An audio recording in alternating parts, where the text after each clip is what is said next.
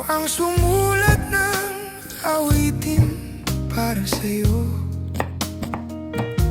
para akong isang sirang ulong hilot lito. Sa aking pangbina ng piano, tiklato'y pilit nilaro. Baka sakaling merong tono, bigla na lang umasunog. Tungkol saan naman kayang awitin para sa'yo?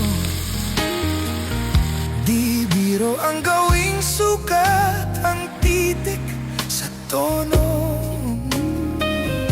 10 man aking diksyonaryo, kung mantog may di wasto. Basta't isipin di magbabago.